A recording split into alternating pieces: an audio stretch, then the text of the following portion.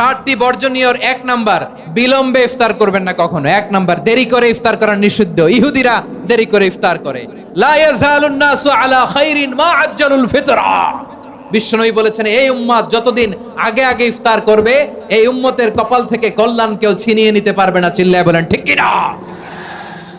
আজানের জন্য বসে থাকবেন না, সময় দেখবেন।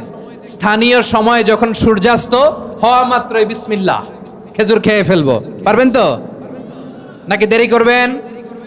2 নাম্বার, রমাদানের পবিত্রতা বজায় রাখবো। কোনো তর্ক বিতর্ক অশ্লীলতায় আমরা জড়াবো না, ঝগড়া করবো না, সরাসরিও না, ফেসবুকেও না। করবেন? কেউ গালি দিলে বলবেন ইন্নিমরুউন সায়েম, আমি রোজাদার। আল্লাহর হাবিব শিখিয়েছেন, কেউ যদি তোমার গালি দেয়, কটু কথা বলে, অশ্লীল কথা বলে, রমজানে তুমিও বলতে পারবে না। তুমি বলতে পারবা ইন্নিমরুউন সায়েম, আমি রোজাদার। আজকে থেকে নিয়ত করেন, রমজানে কেউ গালি দিলে আপনি একটা গালি দিবেন নাকি? কে বলবেন?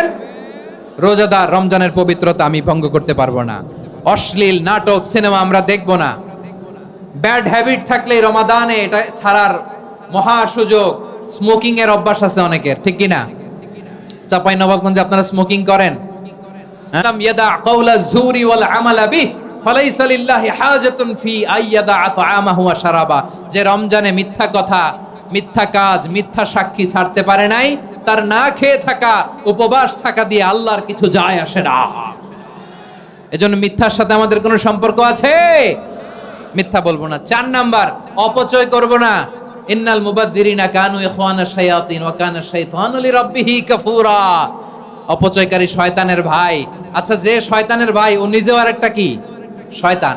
যে শয়তানের ভাই ও নিজেও আরেকটা কি? অপচয় করব না। ইফতারি করতে যে আমরা অনেকে অপচয় করি, এগুলো করবেন আপনারা? না, অপচয় করব না। 5 নাম্বারে, রিয়া, লোক দেখানো ইবাদত আমরা করব না। লোক দেখানোর জন্য নামাজ, রোজা, জিকির, তেলাওয়াত, দান সদকা এগুলো করলে আল্লাহর দরবারে এগুলো কবুল হবে?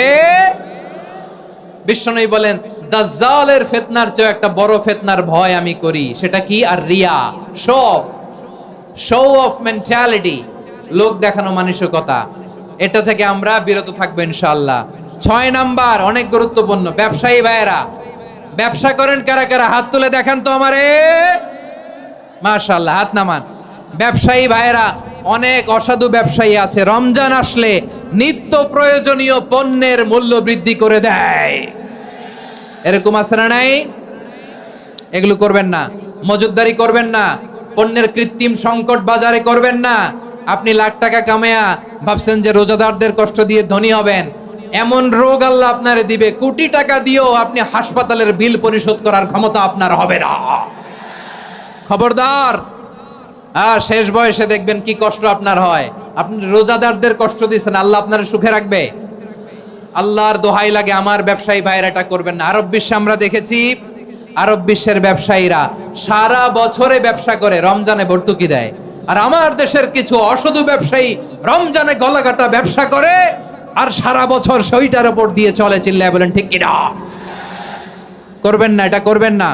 নিত্য প্রয়োজনীয় পণ্যের মূল্য বৃদ্ধি করা হারাম, পণ্যের কৃত্রিম সংকট তৈরি করা হারাম, মজুদদারি করা হারাম, রোজাদারদেরকে কষ্ট দেয়া হারাম। এটা করবেন না। 7 নাম্বারে সর্বশেষ কথা, অধীনস্থ যারা আছে তাদের কাজের চাপ আপনারা কমিয়ে দিবেন। কাজের লোক, ফ্যাক্টরির ওয়ার্কার, স্টাফ, তাদের প্রতি যদি রহম করেন, আপনার উপর রহম করবে কে?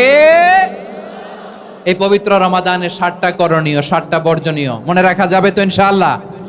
আল্লাহ এই রমজানকে তুমি বরকতময় করো।